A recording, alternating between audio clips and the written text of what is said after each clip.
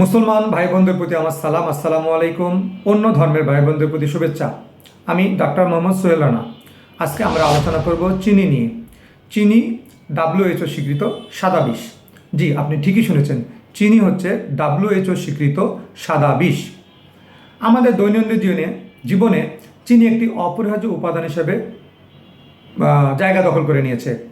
চা, কফি, মিষ্টি, চমচম, রসগোল্লা, কোমল পানীয়, কেক, বিস্কুট সহ নানান ধরনের প্রক্রিয়াজাত খাবারে এই চিনি ব্যবহার করা হচ্ছে। সাময়িক স্বাদ ও আনন্দের জন্য আমরা চিনি খাই, কিন্তু দীর্ঘমেয়াদে রয়েছে চিনির অসংখ্য ক্ষতিকর দিক। বিশেষজ্ঞরা যথার্থ একে সাদা বিষ বলে অভিহিত করেছেন, কারণ চিনি শরীরের মধ্যে প্রবেশ করে ধীরে ধীরে ভেতর থেকে শরীরকে দুর্বল করে দেয় এবং নানান ধরনের মারাত্মক রোগ সৃষ্টি করতে পারে।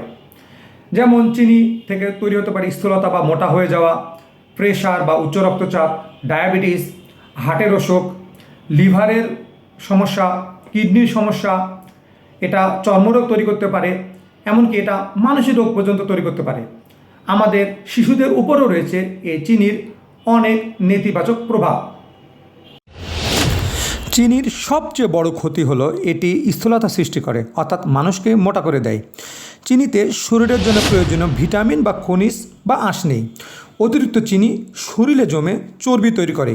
এই চর্বি দেহের ওজন বাড়িয়ে স্থূলতা ঘটায়, অর্থাৎ আমাদের শরীরকে মোটা করে দেয়। মজার ব্যাপার হচ্ছে, এই স্থূলতা বা ডায়াবেটিসের অন্যতম প্রধান কারণ। চিনি ইনসুলিনের কার্যকারিতা আবার কমিয়ে দেয়, ফলে রক্তে গ্লুকোজের মাত্রা বেড়ে যায়। এভাবে ডায়াবেটিস নামক দীর্ঘস্থায়ী রোগের সূচনা হয়, যা আমাদের জীবনকে দুর্বিষহ করে তোলে।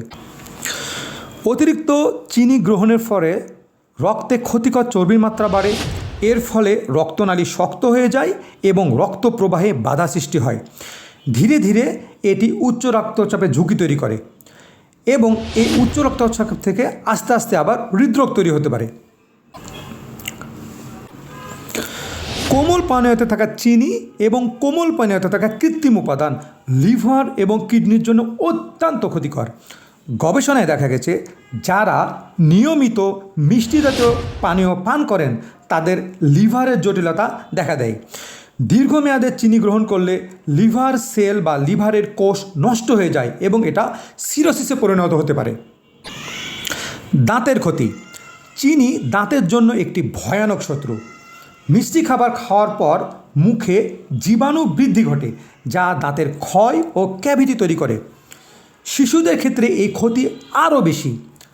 দাঁতের ব্যথা, দুর্গন্ধ, অকালে দাঁত পড়া সব কিছুর মূল কারণ অতিরিক্ত চিনি গ্রহণ।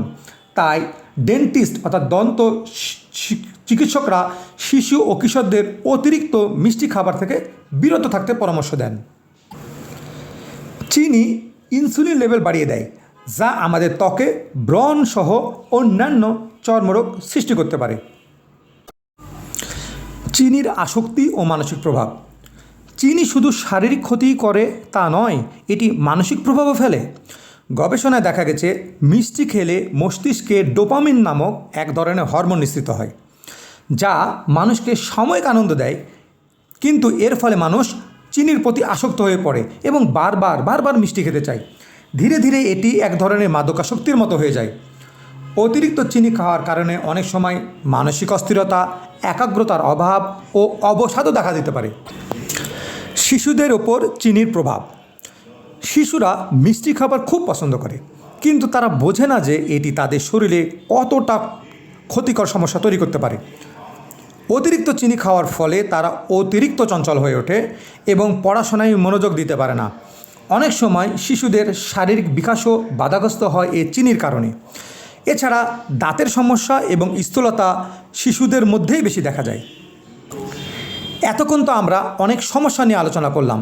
এখন আমরা আলোচনা করব যে এর প্রতিকার কী। চিনির ক্ষতিকর দিক থেকে বাঁচতে হলে সচেতন হতে হবে।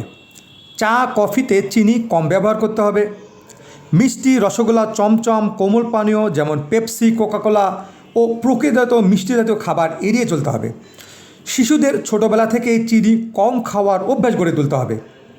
প্রাকৃতিক মিষ্টি যেমন খেজুর, মধু ও ফলমূলের রস খাওয়া যেতে পারে। নিয়মিত ব্যায়াম ও স্বাস্থ্যকর অভ্যাস গড়ে তুলতে হবে। সব দিক বিচার করলে বলা যায় চিনি আমাদের জীবনে স্বাদ যোগ করলেও এটি একটি নীরব ঘাতক। চিনি অজান্তেই আমাদের শরীরের ভেতর নানান ধরনের রোগ তৈরি করে। তাই এখনই আমাদের সতর্ক হতে হবে এবং চিনির ব্যবহার সীমিত করতে হবে। সুস্থ, সুন্দর ও দীর্ঘ জীবনযাপনের জন্য স্বাস্থ্যকর খাদ্যাভ্যাস গড়ে তোলা ছাড়া অন্য কোনো বিকল্প নেই।